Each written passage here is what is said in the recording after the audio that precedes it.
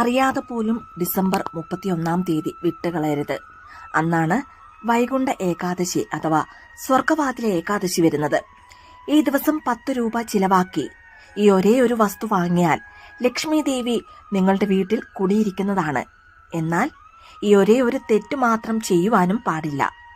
വൈകുണ്ഠ ഏകാദശി എന്നത് മഹാവിഷ്ണുവിന് വിശേഷപ്പെട്ട ദിവസമാണ്. ഓരോ വർഷവും ധനുമാസത്തിലെ ശുക്ലപക്ഷ ഏകാദശി വൈകുണ്ഠ ഏകാദശി അഥവാ സ്വർഗവാതില ഏകാദശി എന്നാണ് അറിയപ്പെടുന്നത്.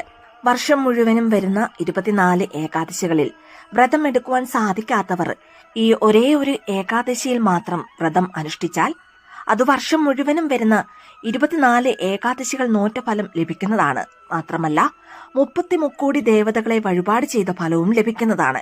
വൈകുണ്ഠ ഏകാദശി ദിവസം അടുത്തുള്ള വിഷ്ണു ക്ഷേത്രത്തിൽ ചെന്ന് അതിരാവിലെ തുറക്കുന്ന സ്വർഗവാതിൽ വഴി അകത്ത് ചെന്ന് ഭഗവാനെ ദർശനം നടത്തുന്നതിലൂടെ വളരെ വലിയ പുണ്യങ്ങൾ വന്നു ചേരുന്നതാണ്.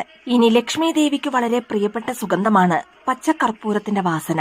10 രൂപ കൊടുത്ത് കുറച്ച് പച്ചക്കർപ്പൂരം വാങ്ങി അത് ഒരു മഞ്ഞ നിറത്തിലുള്ള തുണിയിൽ കിഴികെട്ടി നിങ്ങളുടെ പണപ്പെട്ടിയിലോ അല്ലെങ്കിൽ പൂജാമുറിയിലോ വെക്കുന്നതിലൂടെ വീട്ടിൽ സമ്പൽ സമൃദ്ധി നിറയുന്നതാണ്.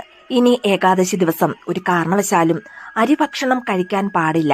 കാരണം ഏകാദശി ദിവസം അരിയിൽ അസുരൻ വസിക്കുന്നതായിട്ടാണ് ഐതിഹ്യം. അതിനാൽ അന്ന് പാൽ, പഴം തുടങ്ങിയവ കഴിച്ച് വ്രതം എടുക്കുന്നതാണ് ഏറ്റവും ഉത്തമം.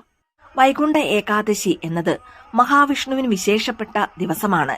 ഓരോ വർഷവും ധനുമാസത്തിലെ ശുക്ലപക്ഷ ഏകാദശി വൈകുണ്ഠ ഏകാദശി.